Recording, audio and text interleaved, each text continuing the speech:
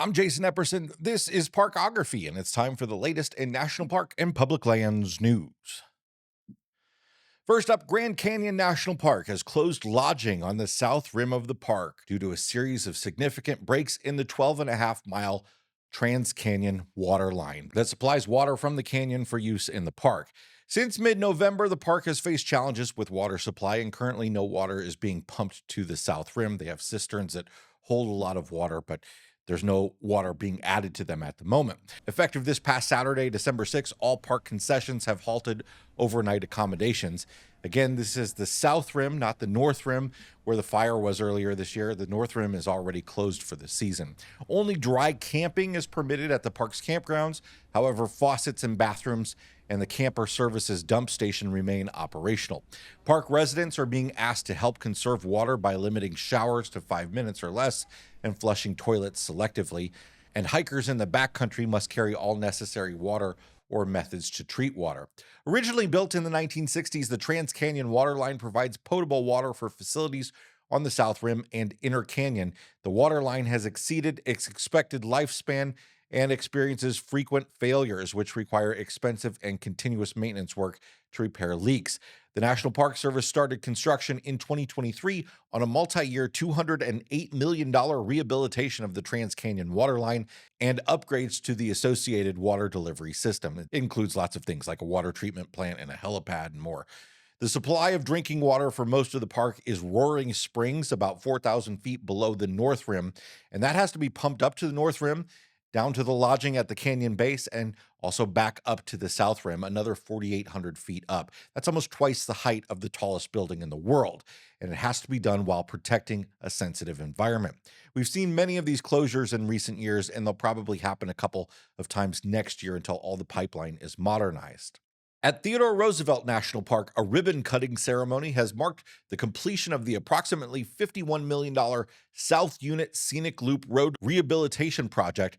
The Great American Outdoors Act Legacy Restoration Fund provided the funding to address erosion, drainage, and safety issues, stabilize the banks, regrade slopes, repave surfaces, and improve parking areas and pullouts, while enhancing the visitor experience for more than 6 miles of road, which suffered significant damage from slides caused by severe rain back in 2019. The project repaired the section of the loop from the East River Road intersection to the Old East Entrance Station pull-off. Due to rain damage and subsequent and ongoing slides along the road, the roadway was closed to traffic due to safety concerns. The project has reopened public access to the entire loop. Each year, approximately 100,000 vehicles explore the South Unit Road as part of their park visit. The National Park Service is reviewing merchandise in gift shops and ordering the removal of any items that promote diversity, equity, and inclusion or similar equality-related themes. The directive comes from a new Interior Department policy that requires park retail spaces run by partner associations and concessionaires to remain, quote, neutral, with all parks completing their product reviews by December 19th. The order is part of a broader shift within the Interior Department following President Trump's executive actions directing federal agencies to eliminate DEI initiatives and ensure that public sites, including monuments and park signage, avoid content considered disparaging toward American history. This is something that we've talked about in the past. It was kind of rumored to be happening, and there were back channel reports of this happening. Well, now it's sort of out in the open. There's an actual directive from the Secretary of the Interior to do this sort of work. Mostly we're talking about books here. Advocacy groups argue that the review could lead to sanitizing or removing materials that acknowledge difficult or complex parts of U.S. history, including books, interpretive materials, and educational souvenirs that reflect a full national narrative. Interior officials say the goal is simply to keep park stores free of political messaging and focused on their core purpose, supporting visitor services and the preservation of natural and cultural resources. Again, these stores are mostly run by third-party concessionaires, often a park partner nonprofit. Yesterday, December 8th, U.S. Congressman Josh Gottheimer of New Jersey introduced the American Products in Parks Act, legislation that would require all products for sale in National Park Service visitor centers and gift shops to be American-made. Currently, more than 60% of the products in national park shops are made in part or completely overseas, according to Gottheimer.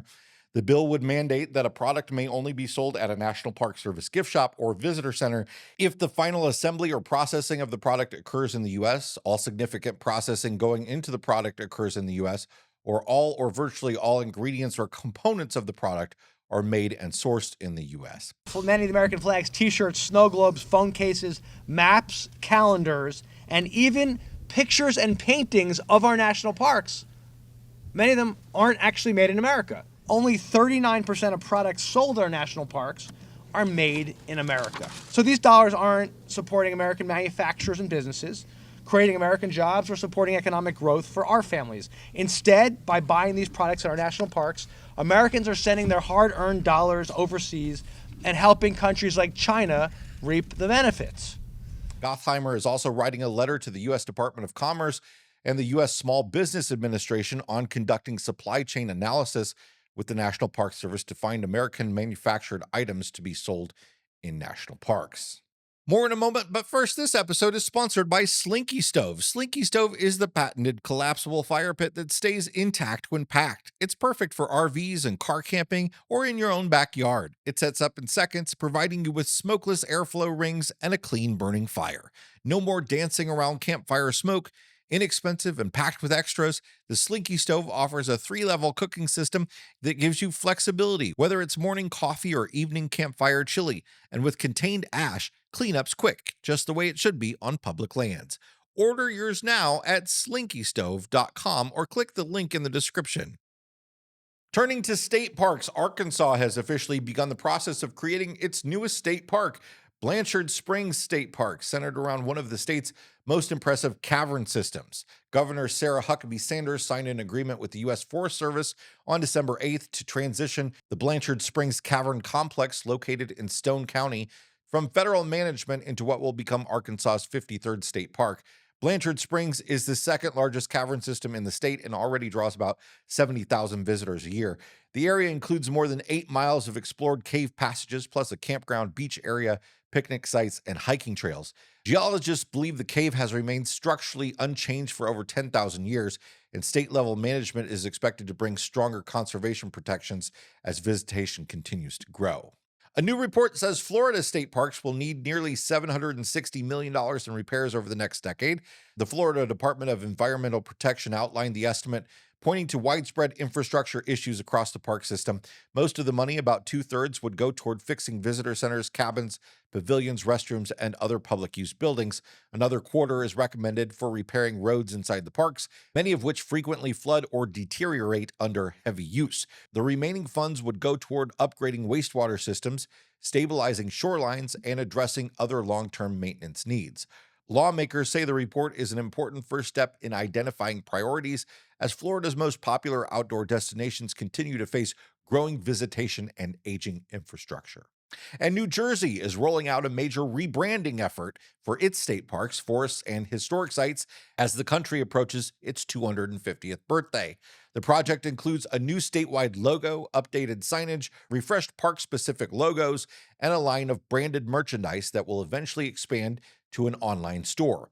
The revamped identity covers more than 100 locations across the state, from Revolutionary War landmarks like Princeton and Monmouth battlefields to popular outdoor destinations and campgrounds that draw more than 17 million visitors a year.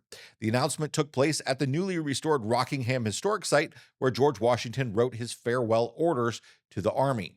The site recently received a full exterior renovation, along with upgrades to access paths, signage, and visitor facilities.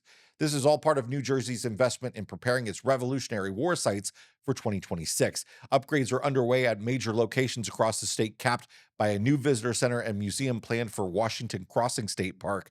The facility will include new exhibits, a theater, an immersive 4D experience of the crossing, and an overlook above the Delaware River. A group of senators is sounding the alarm after a new analysis found a steep drop in wildfire mitigation work on U.S. Forest Service land this year. A letter signed by 12 Democrat senators and sent to Forest Service Chief Tim Schultz says federal staffing cuts under the Trump administration have slowed fuel reduction projects across the West, work that's essential for reducing the severity of wildfires near public lands, recreation areas, and communities.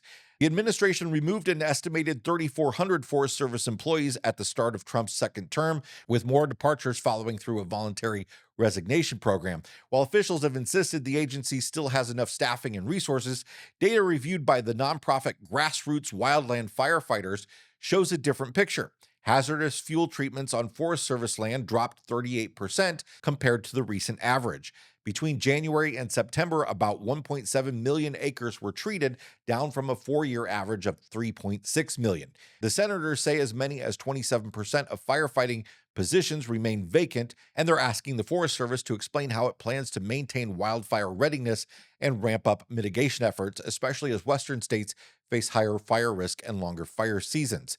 The administration has issued several wildfire-related executive orders, including plans to consolidate federal firefighting programs into a new U.S. Wildland Fire Service, and has pushed for more timber production as part of a fire management strategy. But critics, including former Forest Service leaders, warn that separating firefighting from land management work may make long-term fire prevention efforts even harder. And sometimes with all that big news affecting national policy, we do tend to not see the everyday work that goes on the ground. For firefighters who rappel down ropes from helicopters, this year brought some historic achievements. The Forest Service's National Helicopter Repel program completed more operations than ever in 2025, working in every region of the country, and improved its capabilities by adding a powerful new helicopter to its fleet. The National Helicopter Repel program provides a specialized wildfire response capability, delivering highly trained firefighters rapidly by helicopter. Its primary mission is initial attack. These crews are called in to contain fires while they're still small, supporting aggressive fire suppression efforts. When minutes matter and containing a fire depends on decisive action, these specialized firefighters access places unreachable by foot. We're in Salmon, Idaho, and we are here to train all the rookie rappellers in the nation to rappel from Bell medium helicopters into wildland fires this summer. So this is a kind of a one-of-a-kind training for the Forest Service. It's basically the only kind like it. It's performance-based. So they start out in the classroom where they learn basic terminology, they learn about the equipment, and then they proceed outside where they learn about buddy checks. And you'll see buddy checks, they actually go through a very regimented procedure, checking each other's equipment out, making sure they're ready to go. They will come out to the lawn and they will do what we call ground school. They go up to the low tower. The low tower is the initial part of the tower training, and they learn a progression of how that is going to work in the high tower, where they're actually sitting in the seats and then rappelling out, doing emergency procedures and getting to the ground. The second to the final step of rookie training is they go actually to the helicopters, and they why the helicopters are on the ground, and they do what we call mock-ups. And the mock-ups are basically how they rappel out of the helicopter, but it's actually sitting on the ground. So the final stage of the training is the rappeller candidates have to demonstrate that they can proficiently rappel from the helicopter into typical terrain. This training is extremely challenging, both physically and mentally. It's performance-based training, which means the rookie candidate has to prove to the trainers that they're ready to move to the next stage. This is a nationally standardized training, which makes us both more efficient and safer. We can order a rappeller from anywhere in the country, and when they show up on a wildland fire, we know that they've had the same training as every other rappeller. By early September, the program had completed over 1,165 operational rappels, more than any other season in the program's history. Rappellers operated in every western region, Alaska, and for the first time in the eastern region, where they assisted with wildfire suppression in Minnesota. Their presence was critical in places like the Blue Ridge Mountains, where Hurricane Helene left roads impassable due to storm damage. That's it for this National Park and Public Lands News Roundup. Thanks so much for being here, everybody. Click the like button if you got something out of this episode. Subscribe if you want more like it. And we'll see you next time. Bye-bye.